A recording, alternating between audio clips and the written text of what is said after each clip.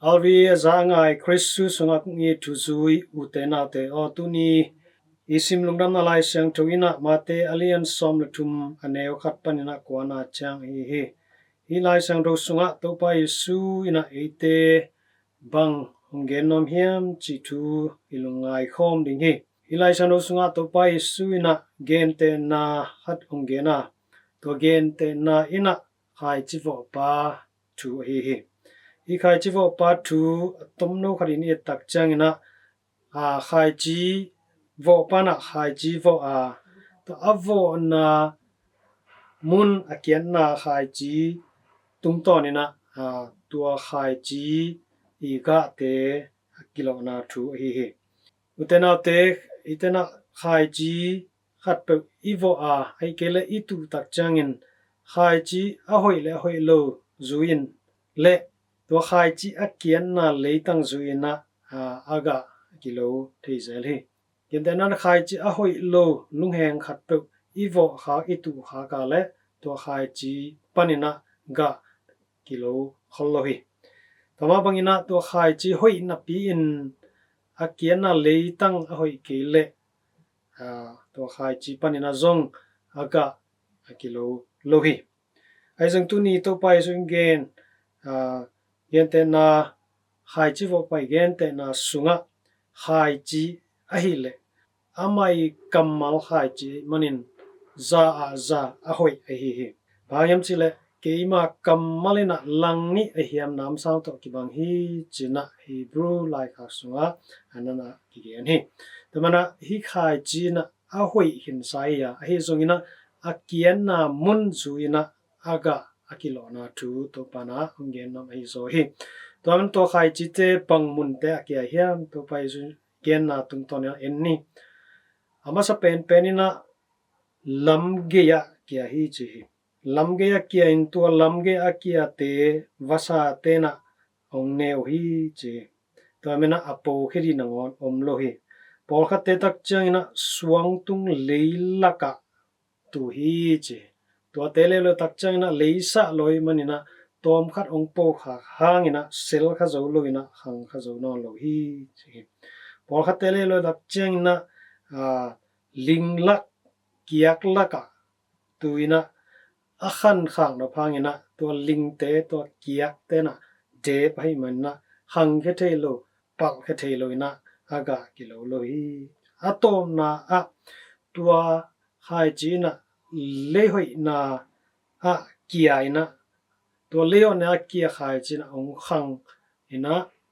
ngong ka tampi ka aza som gu sa khat tung ina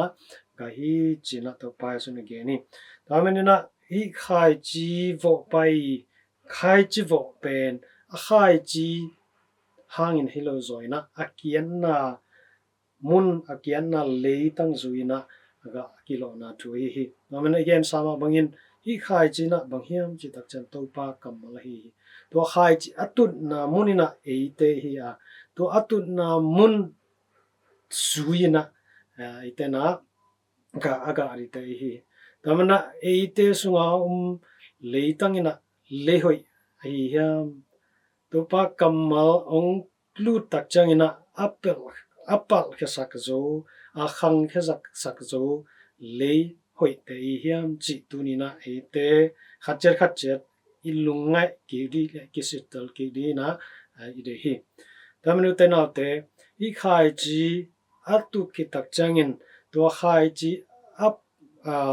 a khang khe thei lo a bol le ai kele to khang khe nom na pi na a de ki ete nun ta na so bang te om hiam chi lungai ni to khai chi tu tak changin khang khe nom na pi in leitung dei go na te leitung thule la te na ong de chip ki tak changin to khai chi tua an kung no pen khang khe thei lo hi to manena tuni hi khai chi akiat na mun zuina ga aga ana lai sang do sunga do khai chi akiat te ni na ami to isai hi zo hi ayang na to mi ma zong pen ama I lungsim buak zia tung to ni na ki khel thei lai hi bhangyam chile Zacchaeus ina topa kamma aza takchang topa thu aza takchang ina amai nunta zia te amai thanem na te nusia ina topa mudina vapai takte topa ama I nunta na khai chi ama sunga vo ina ama sung panna ka tampiung ga hi to ma bangina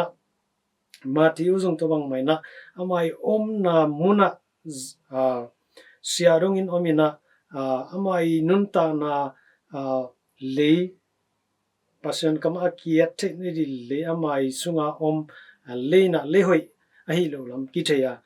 aijon to panama asap tak changina to pa kam ama tu ang ki tu in za a hoi khai chi ama so ang pal he tak changina ama pen to pai nung zui ong swakena ka tampi aga ong swaki to ma bangina mission Augustine te jong enni amau te jong nidangina amau I sunga to pa kamal kitu hinapin to pa kamalina apo khesak di apal khesak di tam te anong kai sak amau te sunga tampi tak omai manin tua te na to khai chi ga aga lo ni na dal hi zoina to khai chi aga theknidin alung sim tang ki khel tak chang le hoi ong swak ki ka